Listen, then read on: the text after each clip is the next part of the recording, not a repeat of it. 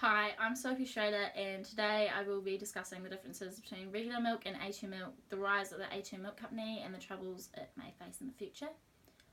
The reason I chose this topic is because I'm from a dairy farm, so I find the controversial topic of A2 milk very interesting. Dairy is also our largest export in New Zealand, accounting for 29% of New Zealand's merchandise exports. Probably the biggest reason that I chose this topic is because I hope to work in some way within the dairy sector, and I think A2 will cause some substantial changes to dairying in the future. First of all, what is the difference between regular milk and A2 milk? The differences in A2 milk cannot be seen or tasted, it's actually in the genetic makeup of the milk, and you'll find that the difference is actually in some of the proteins called the beta caseins, which account for about a third of the protein found in milk. Originally, all cows were produced A2 beta casein. However, about 5,000 years ago, there was a mutation that occurred, causing A1 being beta casein to be produced rather than A2. And due to modern farming practices, it spread globally. Nowadays, the milk we drink is a mix of both A1 and A2 beta casein protein. In terms of breeding to produce for A2 cows, most farmers in New Zealand use the most passive approach, which involves using semen from bulls that have been tested as being A2. This takes an estimated 2 cow generations, so about 10 years before the herd will be fully A2. There is also a more active strategy in which all cows are tested with selective culling and calf retention. However, this is not as popular. Here in New Zealand, there are only about 35 farmers supplying A2 milk at the moment. However, approximately 500 farmers are in the process of converting their farm to produce solely A2 milk. So what's so great about A2 milk? And why has a market arisen for A2 milk? A2 milk,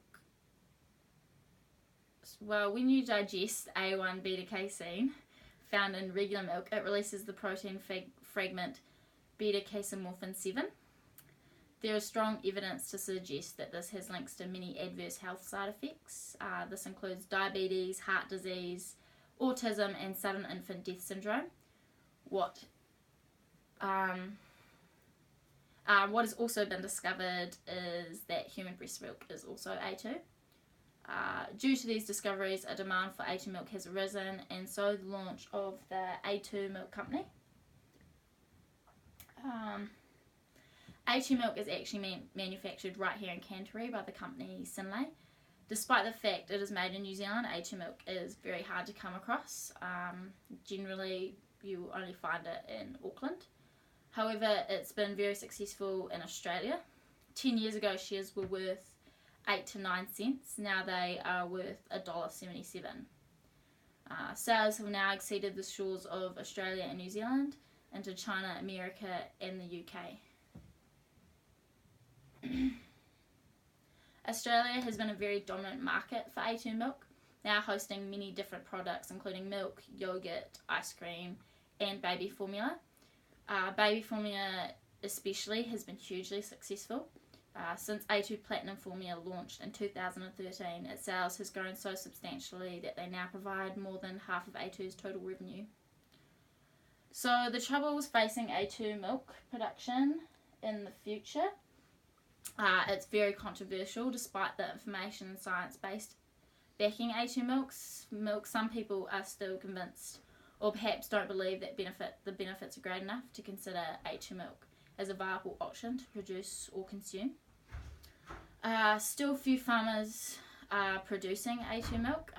This may be because they don't believe in producing A2 milk, or they don't want to have to spend the time and money converting herds to A2. As I said before, it takes about 10 years. Because there are so few farmers producing A2 milk, the A2 company may not be able to keep up with the demand if it continues to grow as rapidly as it does.